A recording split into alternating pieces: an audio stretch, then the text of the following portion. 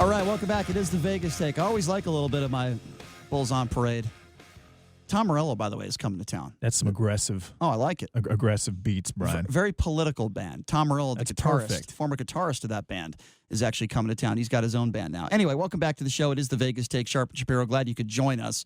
And always enjoy speaking with professional handicappers that can make us some money. That's certainly what JD does full time. And the guy we have with us on the line right now is also a professional, and he's going to be joining us here in just a few minutes. But JD, what are your thoughts on betting on the MMA? What are your thoughts on, in general, betting on boxing fights and MMA fights? Because I find when there are judges involved, I find it difficult to bet on boxing. I think the MMA might be a little easier. What do you think? I think boxing is very predicated on money. Like, for example, if you know that a fighter, say Errol Spence and Terrence Crawford are probably going to have a big fight coming up soon. Well, neither of those guys are going to lose their next two fights before that big fight happens because there's so much money involved, both in advertising and TV and pay-per-view, et cetera, et cetera. I think boxing, I don't think it's rigged, but they like to see specific matchups because they're good for their pocketbooks. I've never wagered the MMA before, and I don't know a lot about it, to be completely honest with you. You know what? Then the guy we have this on the line right now is going to certainly shed some light on it for us. His name is Luca Fury, and he's a professional sports handicapper, one of the best in the business. Luca, thank you so much for joining us. How are you? Hey, thanks for having me on. I'm doing great. How about yourself? Doing good. Doing awesome. Thanks a lot, Luca. We don't have a lot of knowledge when it comes to betting MMA fights. Sometimes I listen to my friends. I get some tips from certain people. But can you just give us the process of how you handicap any given fight, how long it takes you to do that? What exactly are you looking for when you finally make a decision after studying two opponents for, I would imagine, for hours on end? Can you take us through that process?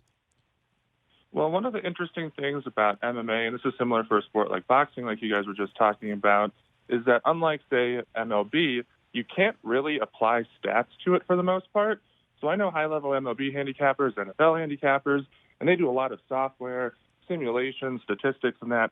And you just really can't do that for MMA. So it's basically all about tape study, knowledge of the game, knowing the techniques, knowing what works, what wins fights.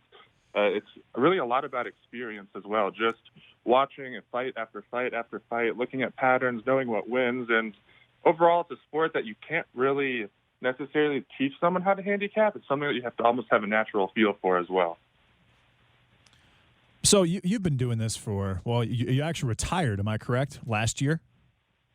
A couple years ago, yeah. I bet a handful of times since then, and I did well, but I just don't really have interest in actually betting the sport anymore. But you were wagering six figures a game on a consistent basis. You moved here from Minnesota, if I'm not mistaken.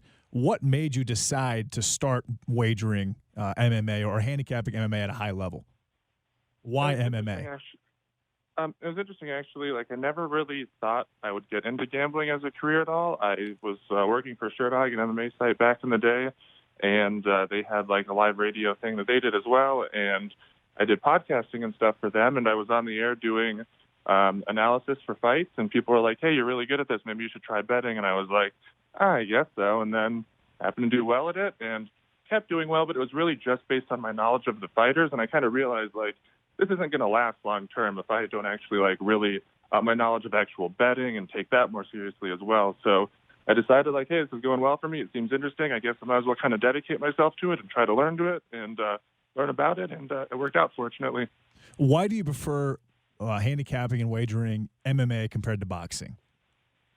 I was actually never really much of a boxing fan, so it was more just that I already had that very, very in-depth built-in knowledge of MMA. So if I wanted to choose boxing, I would have had to completely kind of learn that sport, whereas with MMA, it was I already kind of had the MMA knowledge. I just needed to learn the betting knowledge. All right, so what's the most money you've ever won in a fight? What's the most money you've ever wagered on a fight? I don't ever say exact amounts, but as Jason alluded to, it's been pretty big amounts before. And, yeah, there's been when you have a fight where everyone on Twitter is like, oh, yeah, 3 rounds to 0 for your guy, and then, it's a split decision the other way, and you have very large sums of money. It can be very tilting, to say the least. Have you won millions of dollars sports handicapping? Collectively? Not sports handicapping. The limits for MMA were just too small to actually ever, get that much down. So what are the limits? Can you explain to people, you walk into a sports book in Las Vegas, what's the maximum in most places that you can bet on a fight?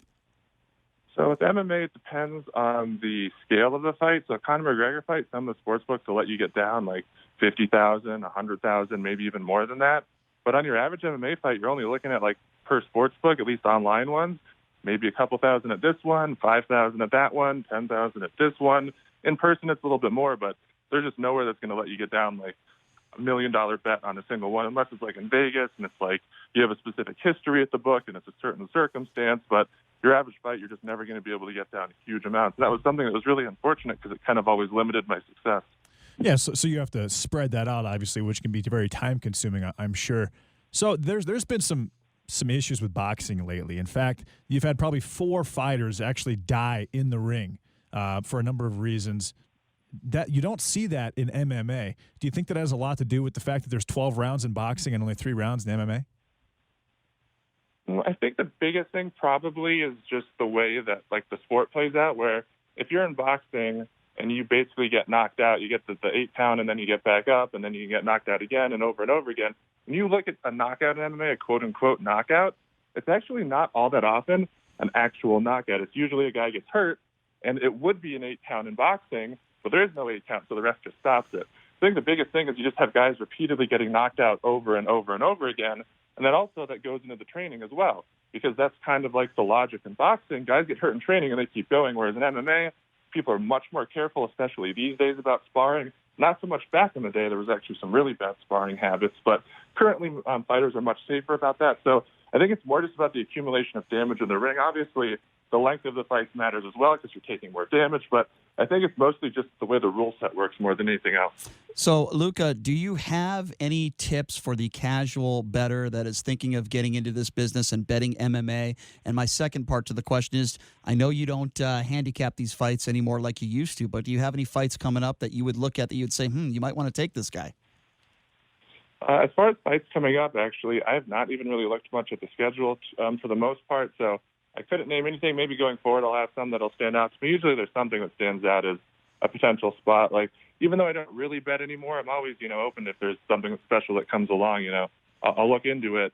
As far as tips for a casual person, I would say, honestly, the biggest thing is if you're going to bet on MMA, don't really listen to the general opinions that you hear, because so much of MMA, the way the lines are, it's built on public perception. One of my most profitable angles was, it's a classic thing you hear, fading the public hype and all that. So if you're this casual fan and you're going and reading these articles about this much-hyped fighter and how great this up-and-coming prospect is, usually one of the best angles is fading those guys, not betting on them. So if you're a casual person, it'd be very much, kind of do your own research and look into things yourself. Don't just read the hype articles and all that kind of stuff that you see the big sites put out. So in MMA, you can actually lose a fight by tapping out, correct? Mm-hmm. Submission. And it was submission. So would you argue that MMA and UFC and is much more safe than boxing? I mean, the problem is that MMA hasn't been around that long, only since the early 90s. So far, the evidence seems to be that it is significantly safer, but who knows, once these fighters start getting up there in age, maybe there's some really bad things that turn out, much like we're seeing with NFL. There's the whole CTE thing. Maybe there's something really bad that's specific to MMA that we don't see in boxing because maybe the smaller gloves affect it. So it's kind of hard to say at this point, but so far it seems safer just based on the evidence, but it's not that big of a sample size yet. Well, Luca, we really do appreciate your time. Can you give out some of that information? How do people follow you on social media? Not like super active on social media these days, but I do still post sometimes. If you want to follow me on Twitter, I'm at Fury's Fight Picks, and on Instagram, I'm at Luca Fury. Awesome. Luca, thank you so much for your time, man. We really appreciate it. Thanks again for having me on, and I look forward to being on again sometime in the future. Absolutely. Yeah, thanks a lot, Luca. Thanks, Luca. There you go, Luca Fury. He's made a lot of money betting MMA, that's for sure. All right, so here's what we're going to do. We're going to take a quick break, and when we come back, Steve Harvey, family member, had a very big issue in Beverly Hills last night. We'll explain exactly what that's all about coming up next. You're listening to the Vegas Take right here on the all-new 101.5 FM, 720 AM, KDON.